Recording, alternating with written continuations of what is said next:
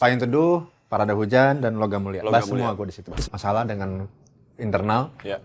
Jadi vokalis gue keluar, gue juga keluar. Terus nama bandnya, kita kasih nama band apa ya? Apa Payung Teduh Naga Sakti? Atau sebenarnya Logam Mulia itu bisa diartikan dua hal. Bisa menjadi precious metal atau lo nggak mulia. Mungkin di album kedua gue akan pakai kontrabas juga. We'll see. Ini band dari mana nih? Band metal dari mana? Tiba-tiba nggak pernah denger, gue kayaknya nggak terkenal gitu, kok tiba-tiba menang gitu.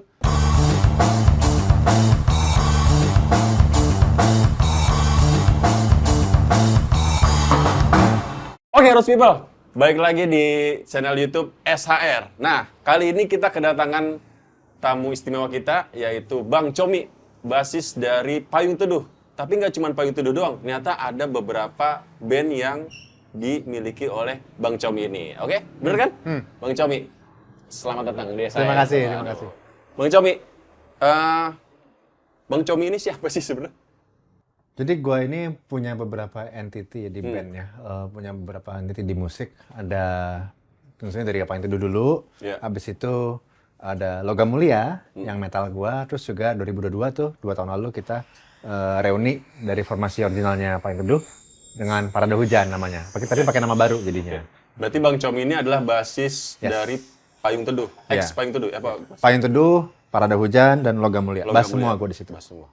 Payung Teduh itu dari 2007 kalau nggak salah kita pakai nama itu ya. Terus habis itu 2017 gue sempat keluar, vokalis gue juga sempat keluar. Lalu kita jalan tuh Payung Teduh dengan formasi yang baru. Nah tapi 2022 itu kita reuni dengan nama baru, tapi pakai formasi original. Tapi nama barunya itu Parada Hujan. Nah tapi di antara itu tuh, di antara 2017 ke 2022, gue fokus juga bikin yang band gue metal. Yaitu Logam Mulia itu. Metal? Nah ini kan beda nih.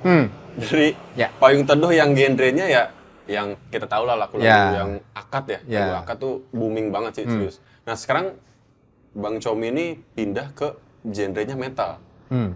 Kenapa metal? Sebenarnya dari dulu emang gue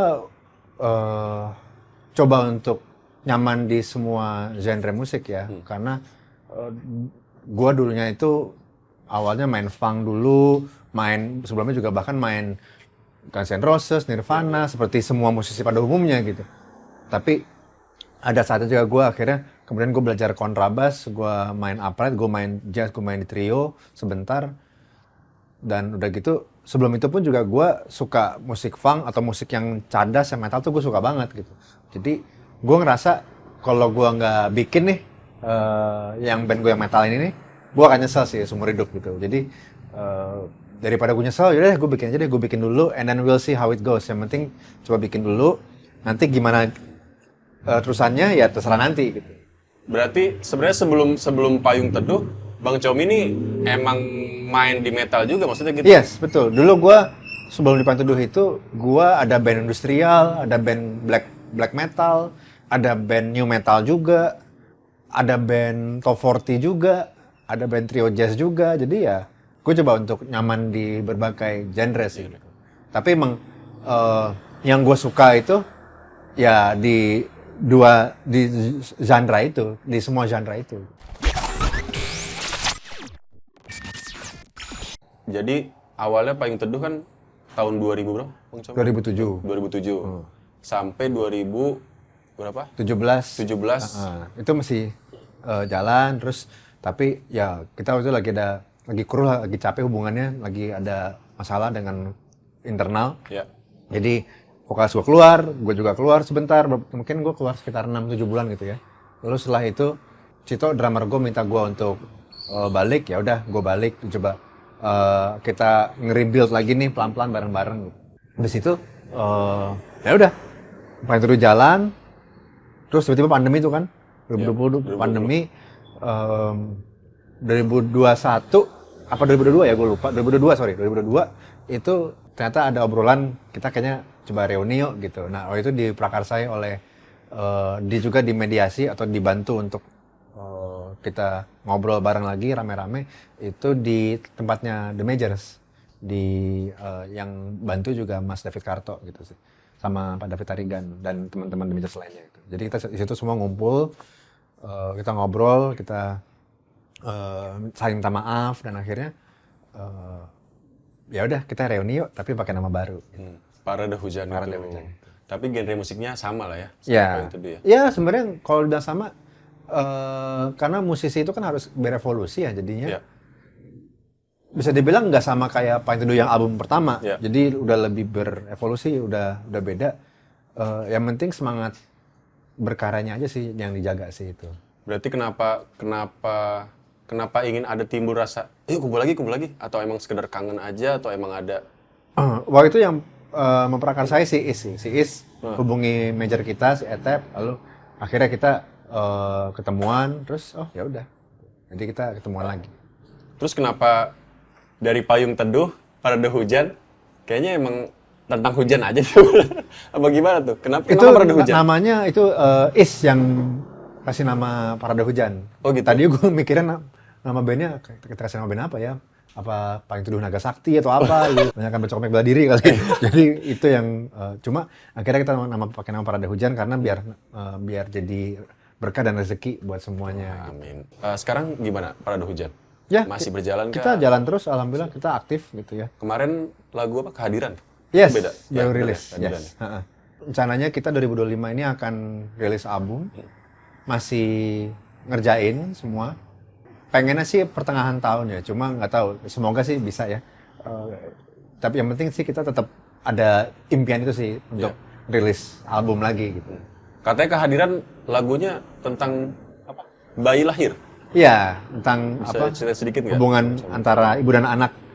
Ibu dan anak yang anaknya lahir terus tapi dari perspektif si bayinya gitu sih. Mungkin nggak ada perbedaan nggak dari Payung Teduh sama Parade Hujan ini? Entah dari antusias Penonton penikmat musik Oh. atau dari So far sih sama-sama aja ya. Maksudnya ya kita aktif manggung sebulan mungkin sekitar 5-6 kali gitu ya. Jadi dan lebih profesional aja sih, maksudnya lebih apa ya. Dulu tuh kita bisa 17 kali dalam sebulan. juga sekali sebelum. Karena waktu itu kita rate-nya mungkin segini. Sekarang kita demand-nya udah lebih tinggi. Biar nggak terlalu capek kita naikin rate-nya gitu. Jadi ya lebih siap aja sih sama sekarang. Dari tim produksi juga lebih bagus, lebih siap. Kitanya juga lebih belajar lagi. Jadi oke sih.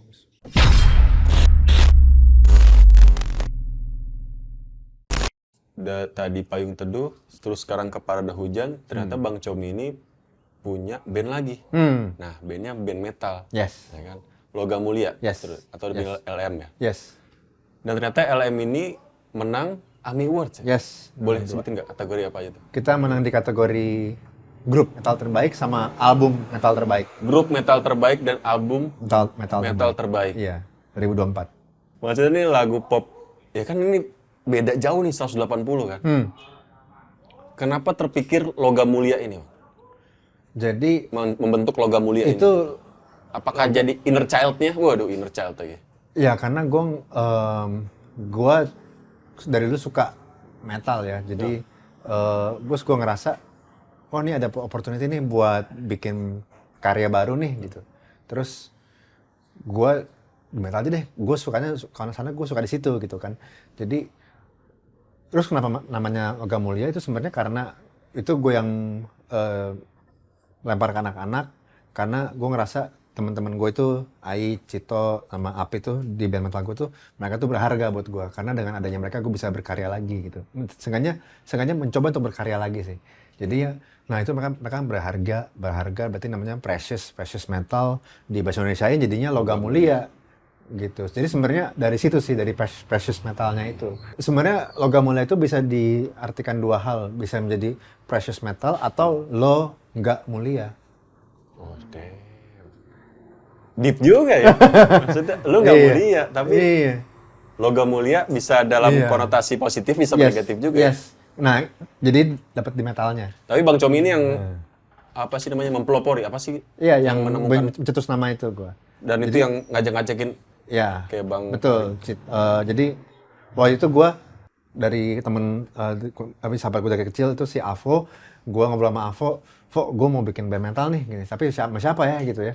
Terus, oh gue ada temen nih gitaris, dia produktif, dia bikin lagu banyak gitu-gitu. Ya udah, coba aja setup meeting deh, kita ketemuan dulu deh, gitu ngobrol gitu kan. Terus vokalisnya, dulu gue emang ngefans banget sama Purgatory, gue kenal sama Apit nih vokalisnya Purgatory dulu gantiin Amor gitu kan, dan gue suka banget karakteristiknya Purgatory karena vokalnya tuh cenderung jelas meskipun ngegrowl. Nah makanya, dan Apit pun juga sama kualitas vokalnya dengan Amor gitu. Jadi makanya gue mau dong ngeband sama dia deh gitu. Akhirnya ya udah kita ketemuan. Nah drummernya itu drummer gue di Payung Teduh sebenarnya. Dia yang gue tahu dia tuh dari dulu tuh main Dream Theater, jadi nggak mungkin nggak bisa main metal gitu kan. Jadi ya udah gue coba ajak gitu. Agak ini siapa? Agak PR karena kita ngejuggling jadwal gitu ya buat workshop lah, rekaman ini semua. Tapi pada akhirnya alhamdulillah rilis dan kita bisa menang AMI Award. Nggak nyangka juga gitu. Sebenarnya udah masuk 3 kali malah ya? Iya, ini tahun ketiga. Ini tahun ketiga kita masuk. Jadi kita masuk pertama tuh single Musuh Publik itu 2019. Lalu pas pandemi itu single Sang Penghasut, single kedua masuk juga nominasi AMI Award. Habis itu kita nggak submit, kita fokus beresin album. Nah tahun ini 2024 kita rilis albumnya bulan Juni gitu. Dan kita submit ke AMI Awards dengan harapan ya coba aja siapa tahu berkah, atau malah nggak mikir sampai itu sih, cuma lebih ke nothing tulus aja gitu.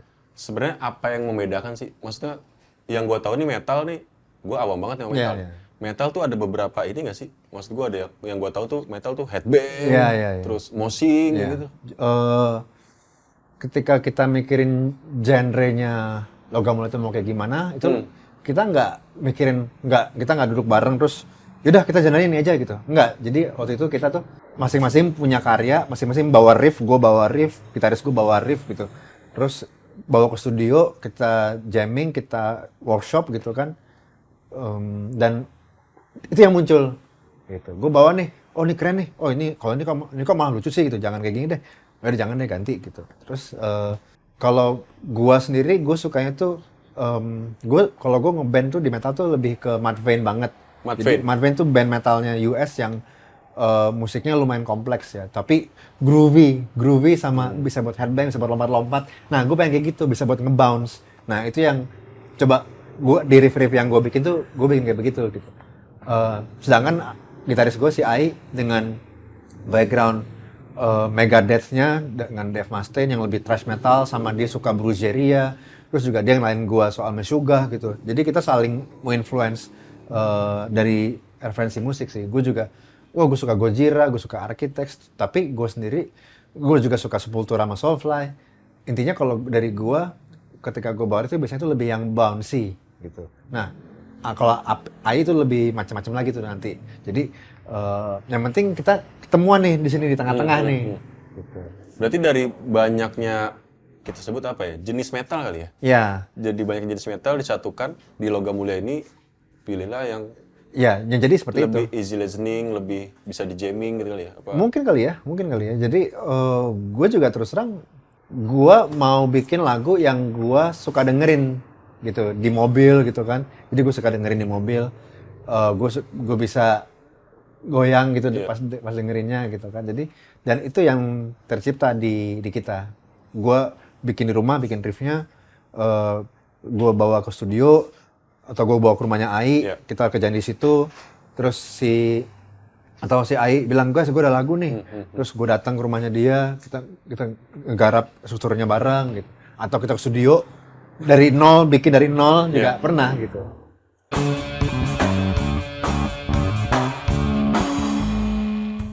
Gua itu ketika bikin riff atau sebenarnya lebih ke, ini kan lebih dari sisi storytelling ya, storytellingnya. Karena yang bikin lirik tuh gua dan vokalis gua, Ai juga sempat ada bikin lirik.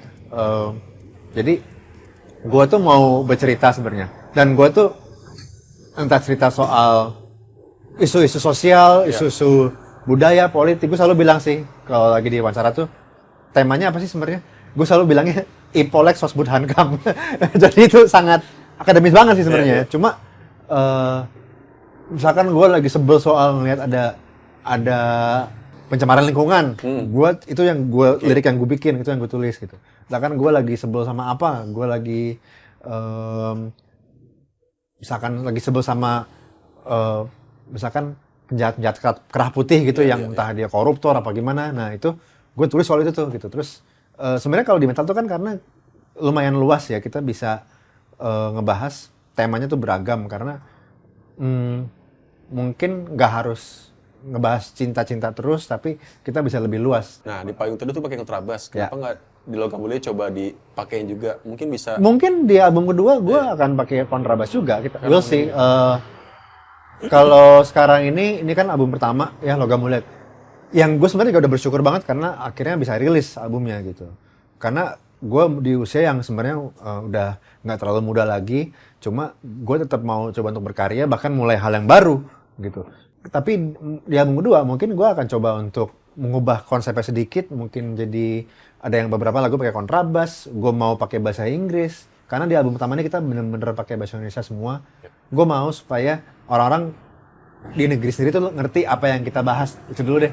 Apa bisa mencerna apa yang kita bahas. Baru nanti album kedua mungkin kita mau coba lebih go internasional gitu. Dan mungkin konsepnya mungkin akan diubah lebih dark karena jadinya Loga Mulia, bukan Logam Mulia lagi. Benar-benar. Tapi kita tunggu banget sih Bang Chomi main kontrabas di Logam Mulia. Seru banget sih pasti nih.